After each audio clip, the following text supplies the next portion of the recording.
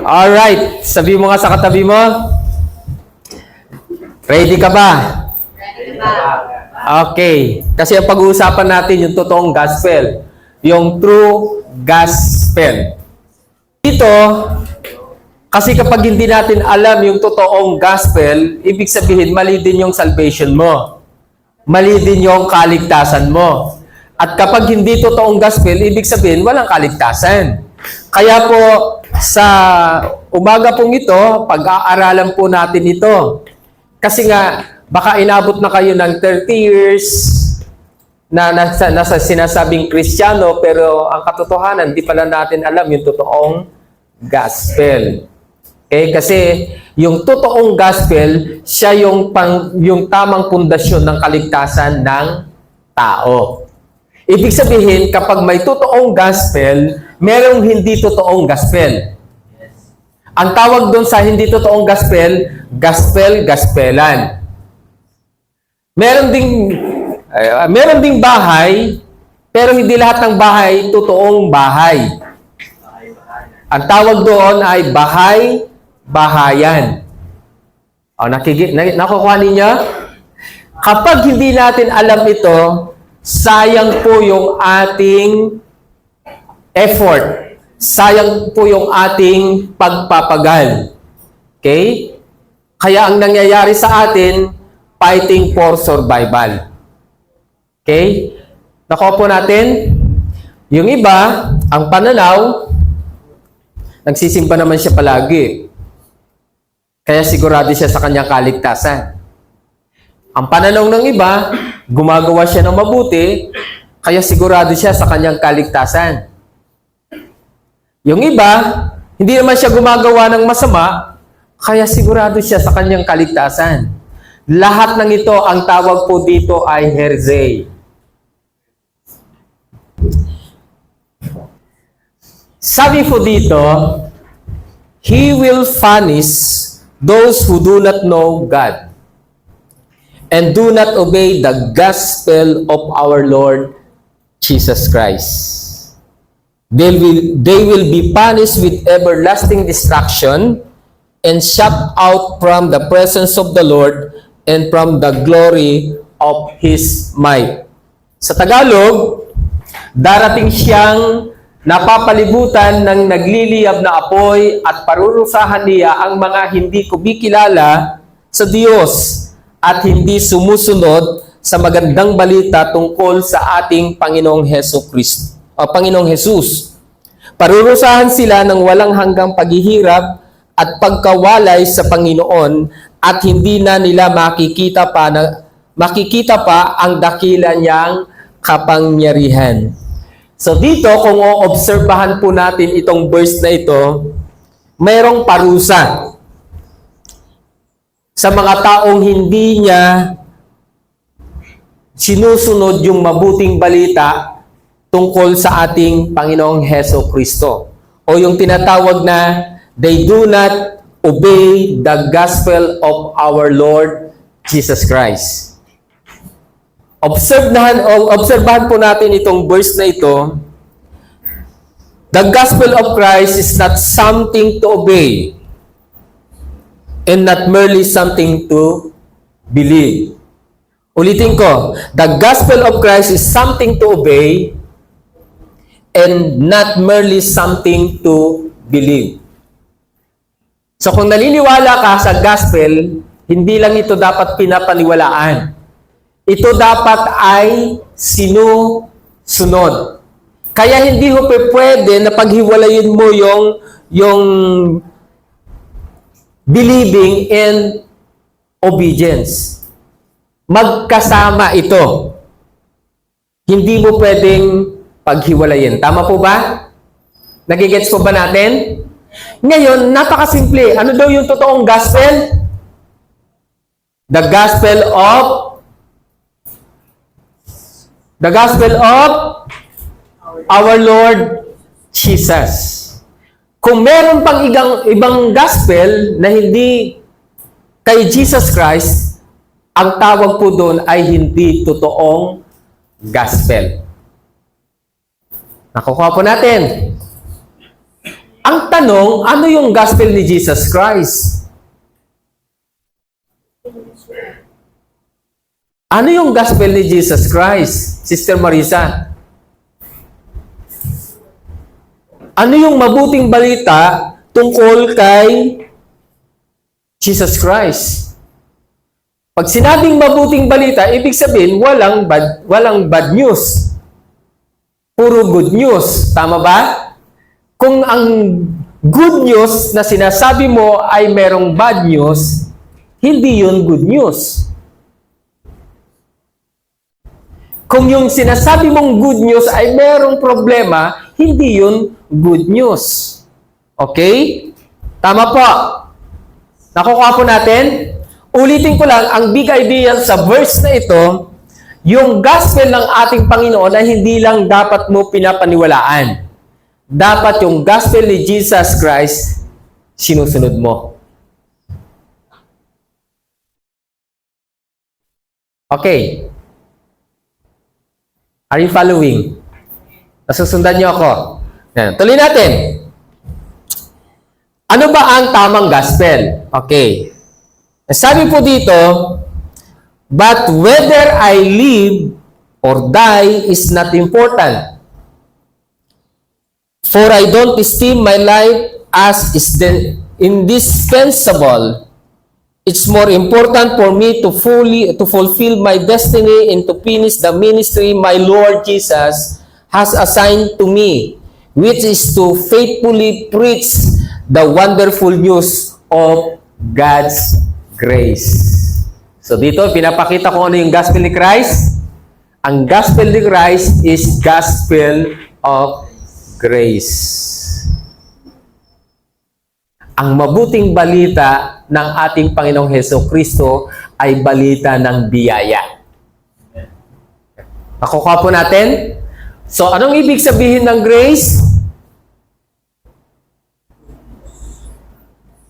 Wonderful. Anong ibig sabihin ng grace? Pabor. Diba?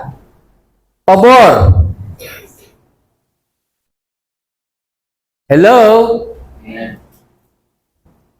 Biyaya. Sino sa inyo tumanggap ng pabor? Okay. Sino tumanggap sa inyo ng pabor? So, bakit ka tumanggap? Meron ka bang ginawa? Wala. So, kung meron kang ginawa at ikaw ay tumanggap ng biyaya, hindi biyaya ang tawag doon. Ang tawag doon ay payment. Ang tawag doon ay wages. Ang tawag doon ay upa. O ang tawag doon ay sweldo. Ang tawag doon ay reward. Tama ba? Ang tao kapag binibigyan ng reward, ibig sabihin, kaya siya tumanggap ng reward dahil meron siyang ginawa. Nakukuha po natin. Halimbawa, kaya ka naging high honor dahil meron kang ginawa. Kaya ka nabigyan ng certificate na ikaw ay high honor dahil nag-aral kang mabuti. Ibig sabihin, ito ay kabayaran nung ginawa mo kaya ka tumanggap ng high honor. So, hindi yon biyaya, hindi yon grace. Ang tawag doon ay upa. Ang tawag doon ay reward. Ngayon, sabi dito yung wonderful news of God's grace, ito po yung gospel ng ating Panginoong Hesukristo. Nakukuha po ninyo. And then sabi niya, however, sabi po niya sa ibang version, however, I considered my life worth nothing to me. My only aim is to finish the race and complete the task the Lord Jesus has given me. Sino ang nagbigay nitong assignment na ito? Sino nagbigay? Si Jesus. The task of testifying the good news of God's grace. Okay, mas maliwanag. Alright. Ngayon, ang sabi pa niya, for none of these things move me, nor do I count my life dear to myself, so that I may finish my race with joy and the ministry which I receive from the Lord Jesus to testify the gospel of the grace of God. Another translation po yan. The gospel of the grace of God. Ngayon, ito yung Tagalog. Pero, hindi mahalaga sa akin kung ano man ang mangyari sa akin. Matapos ko lamang ang gawain na ibinigay sa akin ng Panginoong Hesus na maipangaral ang magandang balita tungkol sa biyaya ng Diyos. Okay. Ano ang magandang biyaya o ano ang magandang balita tungkol sa biyaya ng Diyos? Alright. Ito yung magandang balita. Sabi dito, God save you by His grace when you believe. And you cannot take credit for this. It is a gift from God. It is a gift from God. Salvation is not a reward for the good things we have done, so none of us can boast about it. So ano yung magandang balita tungkol sa biyaya ng Diyos? Ikaw ay naligtas nung ikaw ay sumampalataya. At hindi ito sa iyong mga ginawa, kundi ito ay regalo ng Diyos. Okay? Kaya ang kaligtasan ay ang kaligtasan ay hindi gantimpala ng iyong mga ginawa. Kaya hindi tayo pwedeng magmalaki. So pag sinabing ang gantimpala ay hindi kung ang gantimpala ito ay regalo o gift ng Diyos sa isang taong sumampalataya sa Kanya, meron ka bang ginawa? So, meron ka bang pwedeng ipagmalaki? So, ang tanong ko sa inyo, pwede bang pagtrabahuhan ang kaligtasan? Hindi, ano? Alright, sige. O ito, tinagalog lang naman. Dahil sa biyaya ng Diyos, naligtas kayo ng sumampalataya kayo kay Kristo. Kaloob ito ng Diyos at hindi galing sa inyo, hindi nakasalalay sa mabuti ninyong gawa para walang may pagmalaki ang sinuman. So tignan ninyo, ano ang magandang balita tungkol sa biyaya ng Diyos? Ikaw ay naligtas dahil sa biyaya ng Diyos nung ikaw ay sumampalataya. Are you listening? Clear? Alright. Malapit na tayong matapos. Sabi ko lang yun. Sabi niya dito, okay, tignan ninyo. Familiar kayo sa verse na ito. For the wages of sin is death. But the free gift of God is eternal life through Christ our Lord, o through Jesus Christ our Lord. Tignan ninyo, ang kaligtasan, ang buhay na walang hanggan, ito ay free na regalo ng Diyos. Sa tao, sa pamamagitan nino, sa pamamagitan ni Jesus. Ito yung totoong gospel.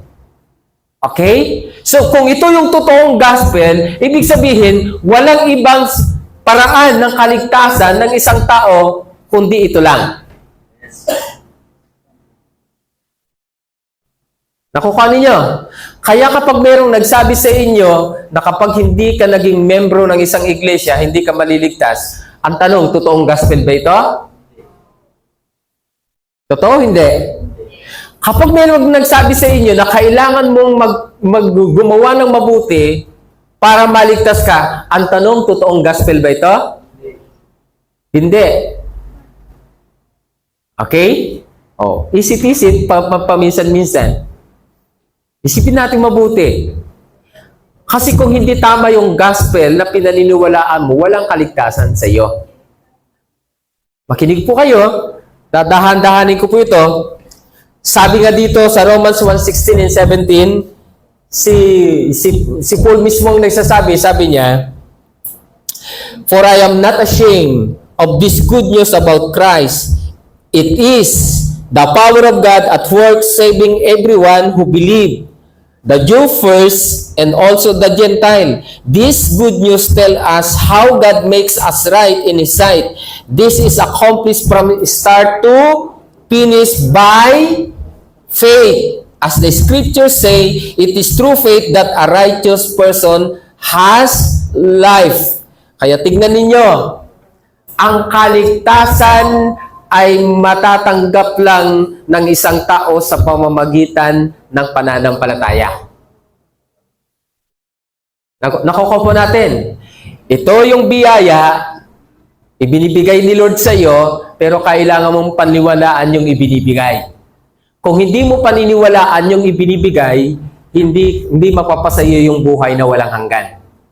Kaya sinabi niya dito na ang taong matuwid dapat nabubuhay sa pananampalataya. Are you listening? Okay. Kasi sabi nila, mahaba daw ako magturo ngayon, isi-shorten natin ngayon. Okay po ba? Okay. Now, with His own blood, not the blood of goats and calves, He entered the most holy place once for all time and secure our redemption forever. Ang tanong ko sa inyo, are we redeemed forever? Tayo ba ay na-redeem forever? Yes.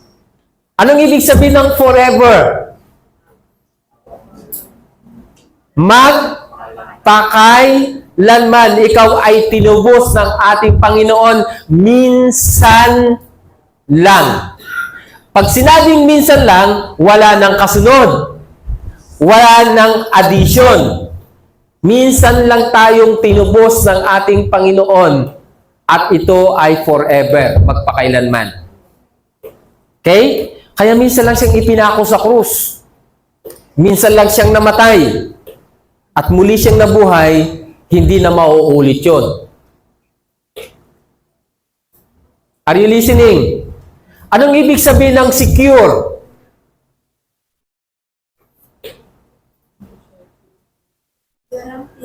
Anong ibig sabihin ng secure?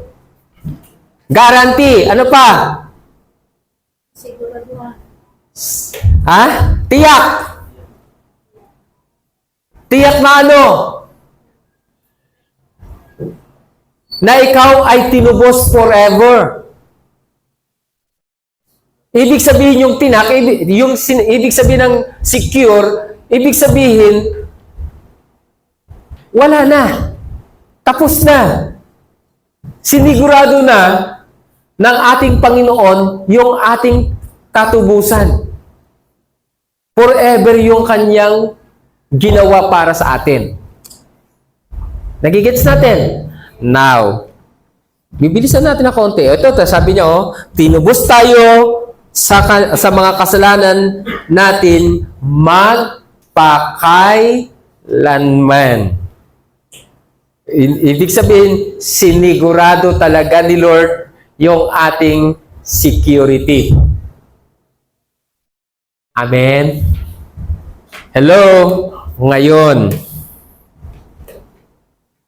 ang gospel na hindi full grace ay hindi totoong gospel.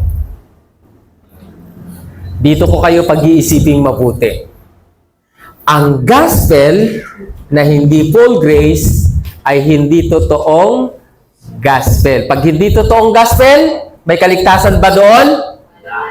May eternal life ba doon? Wala. Mapapaisip kayo ngayon kung kayo ba ay may eternal life na o wala pa. Baka tayo ay nadadaya, nadideceive na, kasi ako ay nasa the word of eternal life fellowship, ako ngayon ay ligtas na. Ako ngayon ay nasa Assembly of God, ako ngayon ay ligtas na. O ako ngayon ay nasa, lahat na, sabihin na natin, lahat ng church. Okay? Ngayon, sabi niya dito, tignan niyo ha, I am astonished that you are so quickly deserting the one who called you to live in the grace of Christ and are turning to a different gospel, which is really no gospel at all. Ano daw yung different gospel? Hindi totoong, hindi naman talaga, wala naman talaga yung gospel sa kanya. Tama ba? Okay. Then sabi niya, evidently, some people are throwing you into confusion and trying to pervert the gospel of Christ. Okay, naintindihan niyo itong verse na ito? Naintindihan po natin ito? Ano yung totoong gospel? The grace of Christ. O ito yung the gospel of God's grace. Ano yung different gospel? Walang gospel. Different lang. Ano ang ibig sabihin ng pervert? Nakakita na ba kayo ng tali? Anong ginagawa ng tali? Pinilipit. Okay. Ngayon, tignan natin. Ang grace na tinatawag dito ay charis. Yan. Pabor o kindness. Yun yung grace of Christ. Ito ay grace as a gift or blessing brought to man by Jesus Christ of favor or kindness. Ano yung different gospel? Ang ibig sabihin ng different gospel ay heteros, another, opposite. So, ibig sabihin ng opposite, kabaliktaran ng gospel. Kabaliktaran ng totoong gospel. Ano daw yung grace of Christ?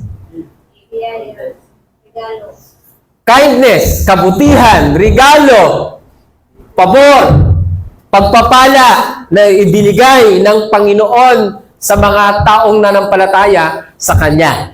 Ang tawag doon ay grace. Pag sinabing different gospel, opposite nun. Opposite. Ano yung opposite ng kindness?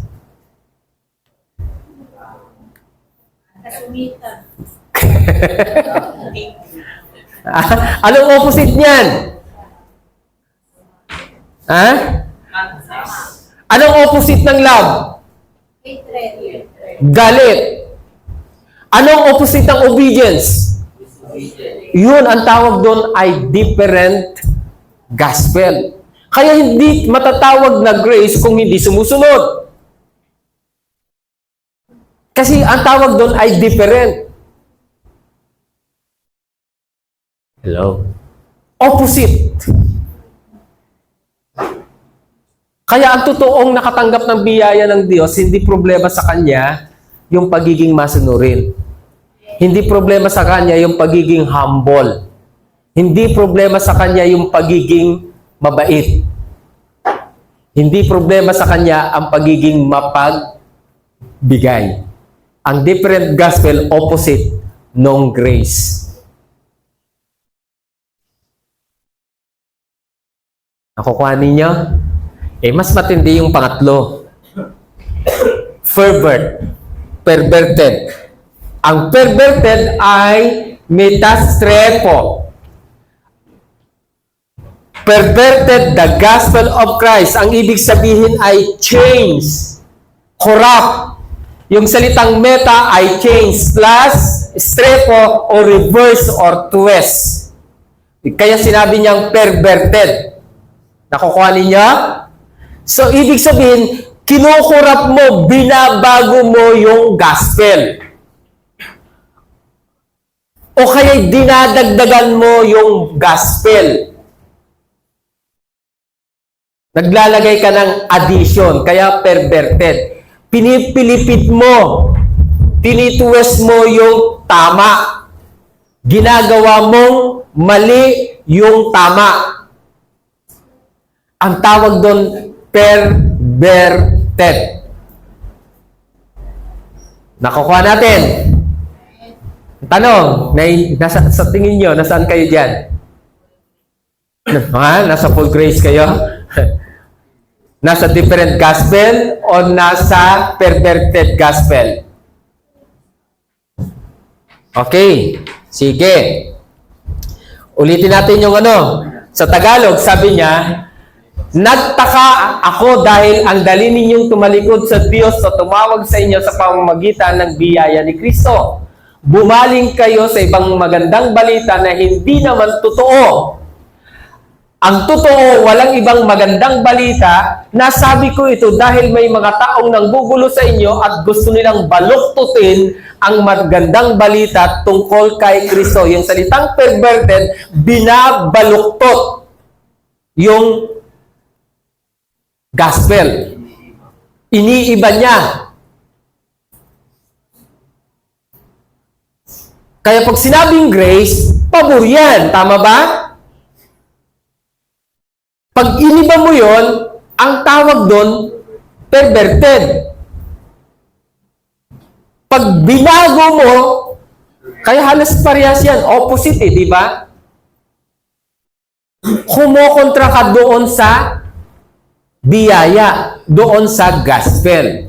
Ngayon, tignan ninyo. True gospel. Ano yung totoong gospel? Biyaya lang ba talaga? Full grace. Ang totoong gospel, ito ay full grace.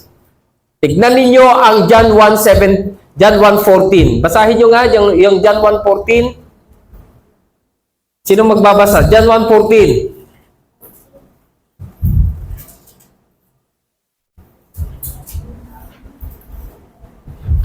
Sino magbabasa? Please. Pakibasa lang.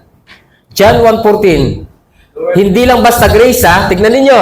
The Word became flesh and made His dwelling among us. We have seen His glory, and His glory, the glory of the one and only Son, who came from the Father, full of grace and truth. Anong meron kay Jesus Christ? Full of grace and truth. Full of grace and truth. Kaya hindi lang basta grace. Full of grace. Bakit? Mamaya, bakit hindi basta grace? Makikita nyo mamaya. Kaya, pag sinabing true gospel, ito yan. All God, no man effort. Lahat sa Diyos, walang contribution, walang human participation, walang human effort. Amin po ba? Yes. Hello? Meron ba kayong ginawa? Wala. Wala. Yung pangalawa, different gospel.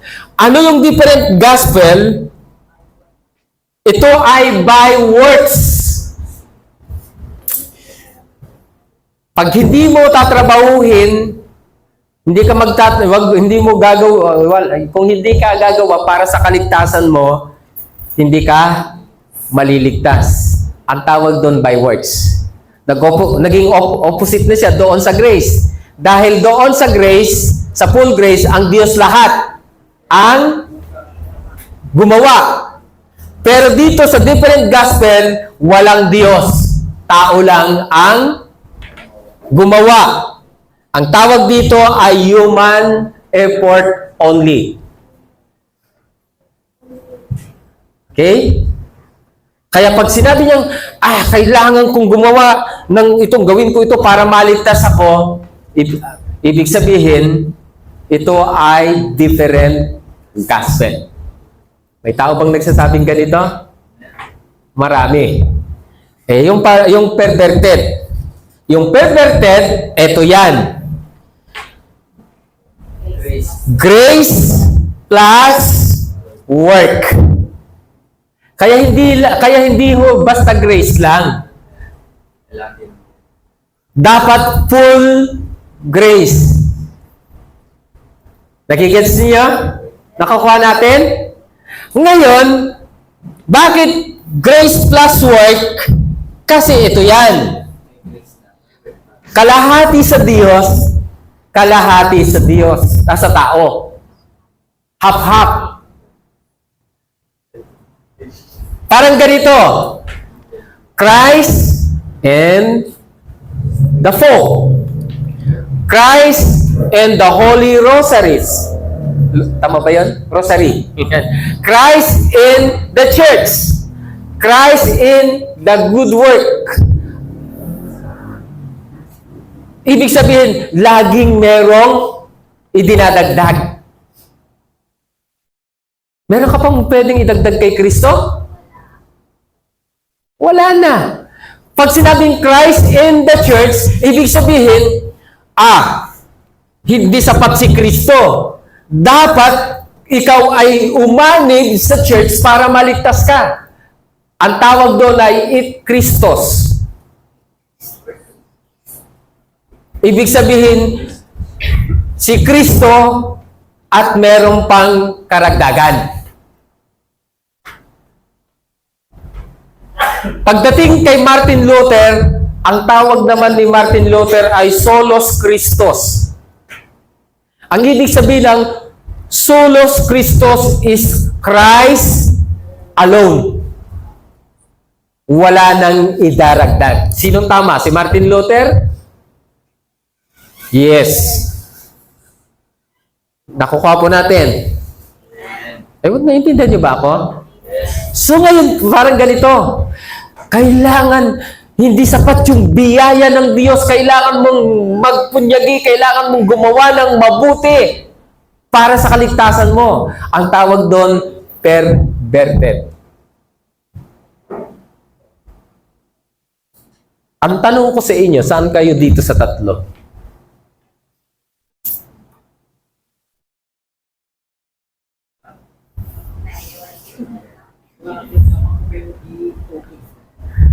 Saan kayo dyan? All God? No man effort? O human effort? O half God, half man? Kasi may mga ganyang church. Hindi porke, born again din naman yung pinuntahan ko. Parehas lang. Anong parehas? Alamin mo, Paul Grace ba yan? Pagdating sa kaligtasan, si Kristo lang bang magliligtas sa iyo at wala kang contribution, wala kang effort.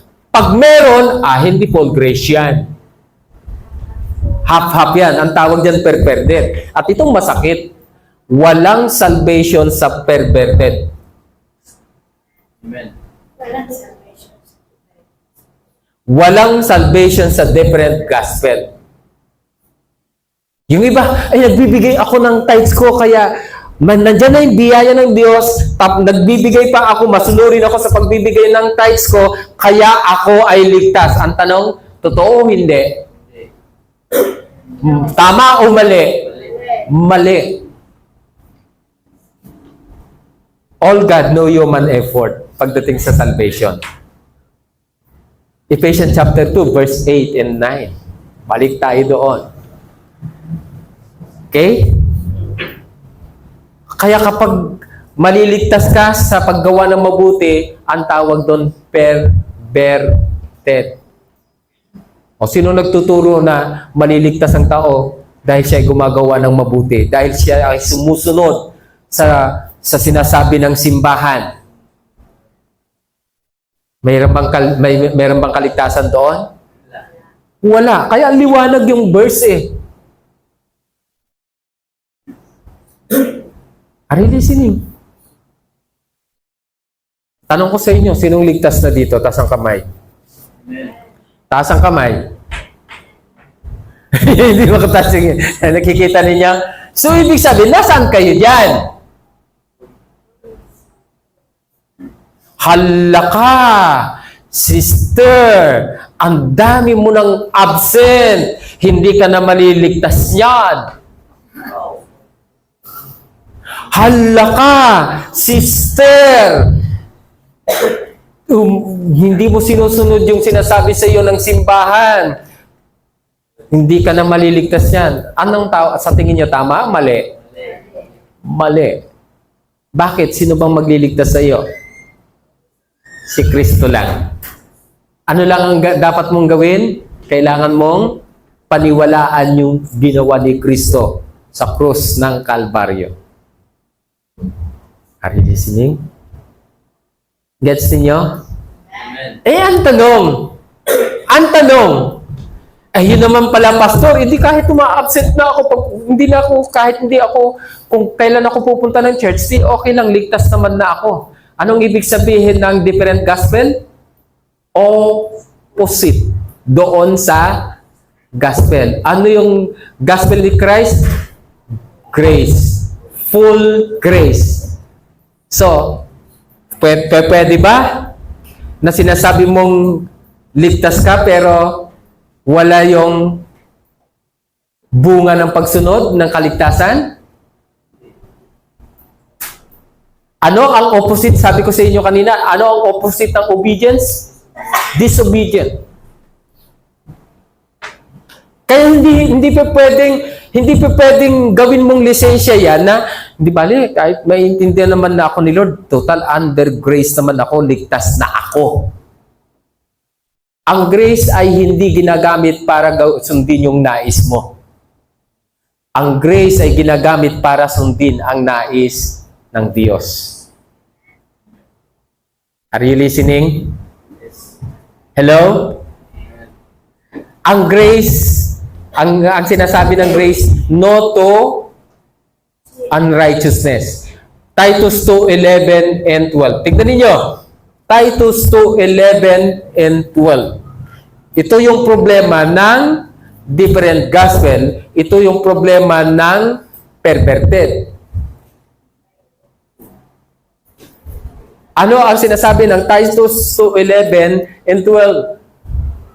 Pakibasa uli. Ano ang teaching ng grace? Nandyan, mababasa nyo kung ano ang teaching ng grace. Titus 2:11 and 12. That is the way we should live because God's grace has come. That grace can save everyone. It teaches us not to live against God and not to do the bad things the world wants to do.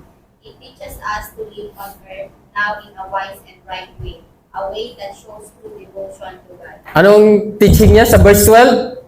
Anong teaching ng grace? To live against Sige, pakibasa ulit, pakilakas. Ano ang teaching? Ano yung tinuturo ng biyaya? It teaches us not to live against God. It teaches us not to live against God, then, And not to do the bad things the world and not to do the bad things the world wants to do. wants to do. So, ibig sabihin, grace, no to unrighteousness, no to disobedience. Yan ang teaching ng grace. Kapag nag-disobey ka, ang tawag doon, different gospel. Different grace. Ang tawag doon, perverted. Kaya nga nagtataka ako, bakit may mga taong nasa biyaya sila, pero yung gusto nila, yung sinusunod nila, hindi yung gusto ng Diyos. Are you listening? Uulitin ko po, walang salvation sa perverted at saka different gospel. Ang salvation lang nasa full grace. Palakpakan natin si Lord. May natututunan po tayo. Clear? Okay, noong pa lang, sa lumang tipan, alam ba ninyo na sa panahon ni Paul, meron ng perverted gospel? Okay. Okay, sabi po dito, Acts 15:1-3. Certain people come down from Judea to Antioch and were teaching the believers, unless you are circumcised according to the custom taught by Moses, you cannot be saved. This brought Paul and Barnabas into sharp dispute and debate with them. So Paul and Barnabas were appointed along with some other believers to go up to Jerusalem to see the apostle and elder about this problem or about this question. The church sent them on their way, and as they traveled through the Phoenicia and Samaria, they told how the Gentile had been converted. This news made all the believers very glad. Tingnan ninyo. Noon pa lang, yung mga na-convert, yung mga nanampalataya kay Kristo, na mga mananampalataya, ang sabi nila, kung hindi sila papatuli ayon sa kaugalian ni Moises, hindi sila maliligtas. So, tanong, kailangan ba ng circumcision para maligtas ang tao sa panahon ng ating Panginoong Hesukristo? Ha? No. Kasi yung circumcision, yung pagtutuli, ito ay kaugalian ng mga Hudyo na kailangan silang magpatuli ayon sa kautusan para sila ay maligtas. Eh kaso tinanggap na nila si Jesus. So, gusto nilang magkaroon ng mixture. Alam niyo yung mixture, perverted ang tawag doon. Grace plus circumcision. Grace plus work. Dahil sabi nila, kapag hindi na-circumcise, hindi natuli, hindi sila maliligtas. Ganun ba ang katuruan ng full grace? Hindi. For by grace, you have been saved through faith, not of your good works. Nakukuha po natin. So, dito sabi niya, then some of the believers who belong to the party of the Pharisees stood up and said, the Gentile must be circumcised and required to keep the law of Moses. Yan ang sabi sa NIV version.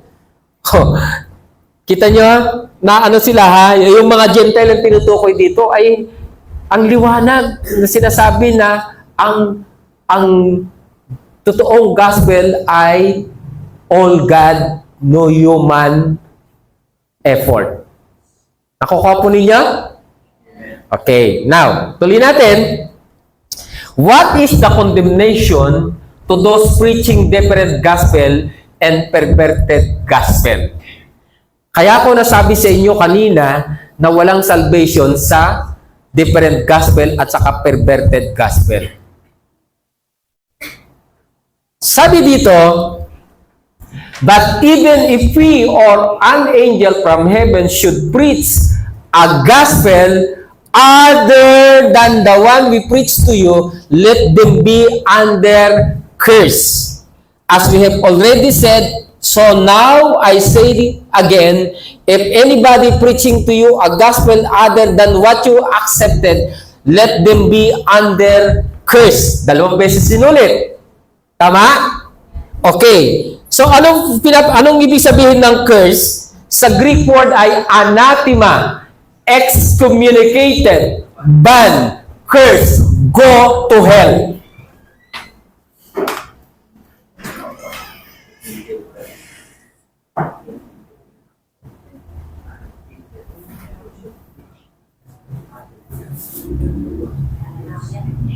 Ano? May salvation ba sa perverted? Wala. May salvation ba sa different gospel? Wala. Kung ang church nagtuturo na hindi sapat ang biyaya ng Diyos, kailangan mong sumunod sa kautusan, kailangan mong gumawa ng mabuti, ang tawag po doon ay perverted. Ang sabi po ng Bible, different gospel yan. Opposite doon sa gospel ng ating Panginoon. Walang salvation doon. Go to hell, sabi niya doon. Anathema.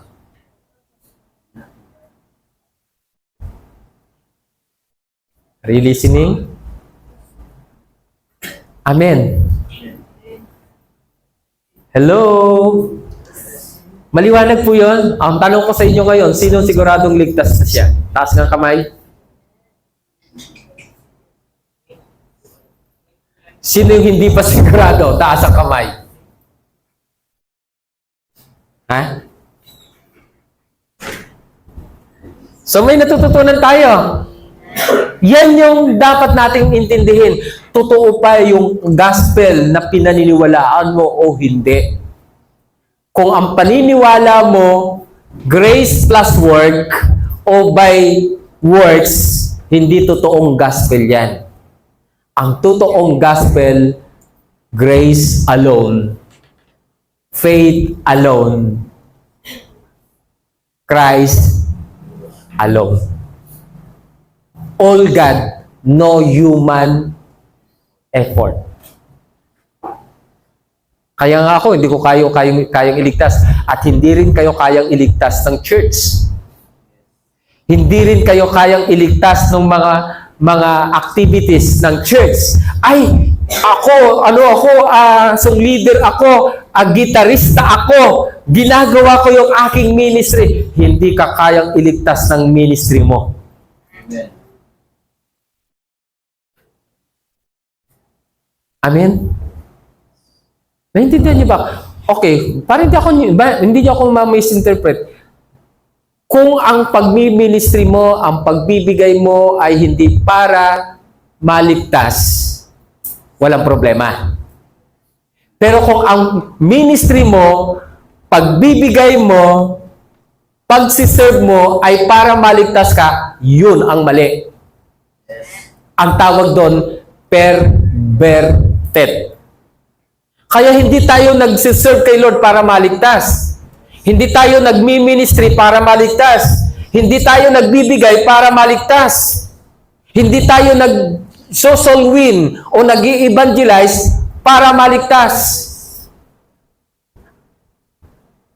Tayo ay nagsiserve, tayo ay nagmi-ministry, tayo ay nagbibigay, tayo ay sumusunod dahil tayo ay naligtas na. Are you listening? Nakukuha ninyo? Hindi tayo pumupunta ng church para maligtas. Pumupunta tayo ng church dahil tayo ay mga taong ligtas na. Normal lang sa atin ang pagpunta ng church dahil ikaw ay ligtas na. Normal lang sa isang tao ang nagbabasa ng salita ng Diyos dahil siya ay ligtas na.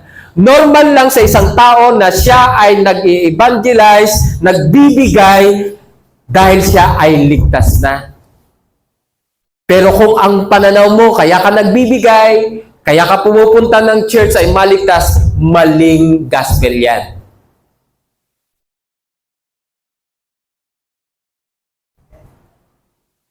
Are you listening? May natutunan tayo? Yes. Sabi mo nga sa katabi mo, saan ka dito? Saan ka dito? Kaya hindi kayo nagmi-ministry, hindi kayo umaawit, hindi kayo tumutugtog, hindi kayo naglilinis para maligtas, ha? Normal lang sa iyo yun dahil ikaw ay ligtas na. Kaya dapat hindi problema, natural lang sa atin ang mag-pray, natural lang sa atin ang pumunta ng church, natural lang sa atin ang magbasa ng Biblia, natural lang sa atin ang pagbibigay dahil tayo ay mga taong naligtas na. Natural lang sa atin ang pagsunod dahil tayo ay ligtas na. Kaya hindi natural sa isang taong ligtas ang hindi sumunod.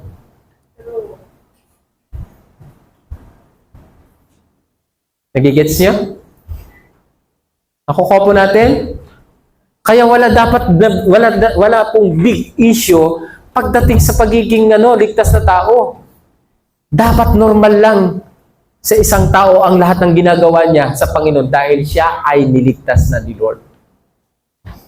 Kung abnormal ito, kung pabigat sa iyo ang pagpunta ng church, pabigat sa iyo ang mag-pray, pabigat sa iyo ang pagbabasa ng Biblia, pabigat sa iyo ang pag-share ng salita ng Diyos, hindi ito normal sa taong niligtas ng Diyos.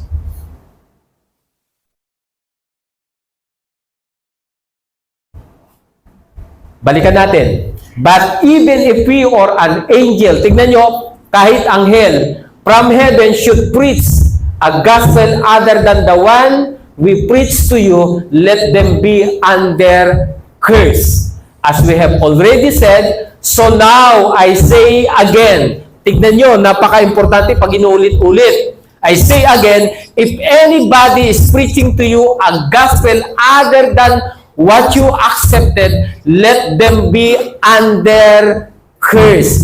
Go to hell.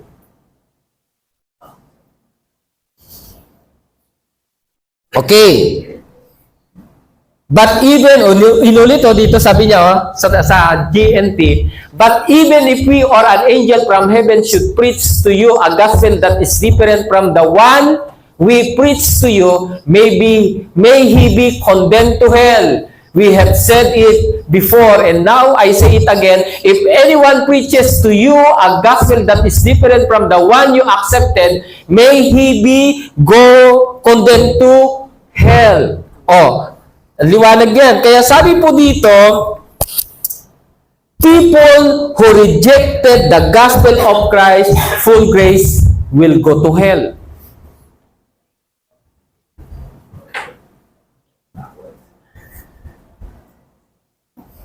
Are you listening? Kaya delikado kapag hindi natin alam yung totoong gospel. Delikado kung hindi natin alam kung ano yung pinaniniwalaan nating gospel. Are you listening? Ba't ang tatahimik natin? Hello? Gets natin? Conclusion na ako.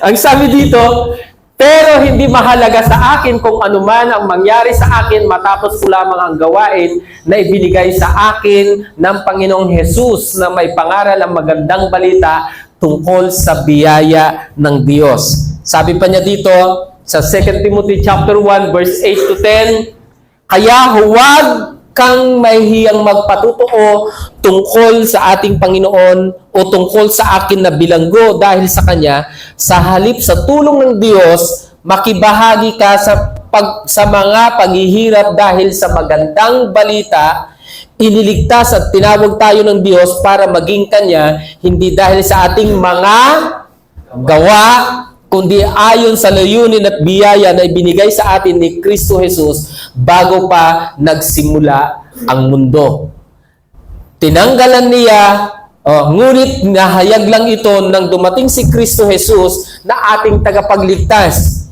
Tinanggalan niya ng kapangyarihan ng kamatayan at ipinahayag sa atin na ang buhay na walang hanggan sa pamamagitan ng good news, sa pamamagitan ng gospel. Nasaan ang kaligtasan? Nasa true gospel. Ano yung true gospel? Full grace. Hindi perverted. Ang tanong ko ngayon sa inyo, sino sa inyo ang nakakasigurado na siya ay nasa totoong gospel? Taas ang kamay. Taas ang kamay.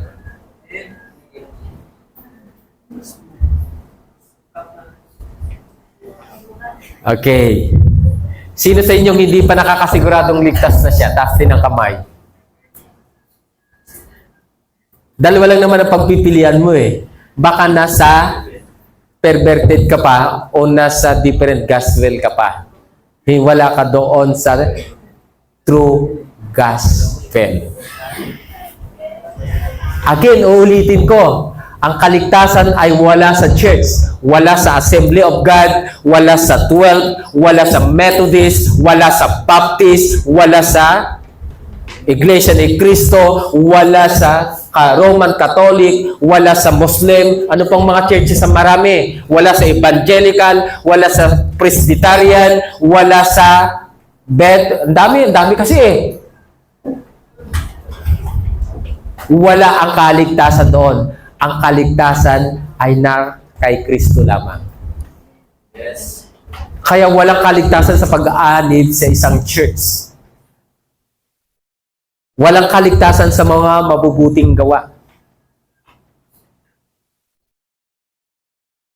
Ang kaligtasan, regalo ng Diyos sa isang taong sumampalataya kay Kristo sa ginawa ni Kristo sa krus ng Kalbaryo. Yun ang kaligtasan. Kaya kahit na pasukan mo lahat ng reliyon, lahat ng simbahan, kung hindi tama yung gospel, walang kaligtasan doon. Are you listening? Are you listening? Kaya hindi natin pwedeng ipagmalaki ang reliyon. Hindi natin pwedeng ipagmalaki ang church. Kasi ang church ginagamit lang para mag-aral ng salita ng Diyos. Para pag-aralan ng salita ng Diyos. Yun lang ang rule ng church. Pero ang magliligtas sa iyo ay yung totoong gospel. Full grace. The gospel of Christ. Gets yun na?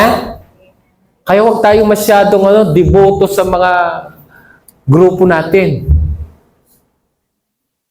Hindi tayo kayang iligtas ng pagiging deboto natin. Ang liwanag ng binasa natin kanina, there is no other gospel na magliligtas sa tao except the gospel of Christ. Ano yung gospel of Christ? Full grace. Bakit full? Wala ka nang gagawin, wala ka nang pwedeng idagdag. Hindi pa pwedeng grace plus good work, grace plus tithes and offering, grace plus ministry, grace plus service. Wala na yon. Yung paglilingkod ay produkto lamang ng kaligtasang tinanggap mo. Gets po ba natin? Sabi mo nga sa katabi mo, okay ka lang? So tayong lahat ay tumayo.